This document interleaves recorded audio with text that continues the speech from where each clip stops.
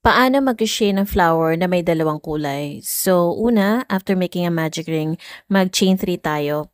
2 double crochet, and then chain 3 at slip stitch natin sa magic ring. Uulitin natin to hanggang sa makalimang petals tayo. Pagkatapos nyan, chain 1 lang natin at gugupitin na natin ang white yarn. Ngayon, doon naman tayo sa pink yarn. Gawa muna tayo ng slip knot, tapos mag-work tayo ng 1 long single crochet sa magic ring. Chain 2, tapos mag-work tayo ng double crochet sa gitna ng chain 3 at yung double crochet. Ulitin pa natin ng 2 beses. Pagkatapos nga niyan ay mag-chain 2 tayo at mag-work ulit tayo ng long single crochet sa magic ring. Uulitin lang natin yan hanggang sa makabalik tayo at mag-work tayo ng slip stitch dun sa unang long single crochet, chain 1 at putulin ang yarn. Pagkatapos niyan, i-weave in lang ang ends at meron ka ng flower.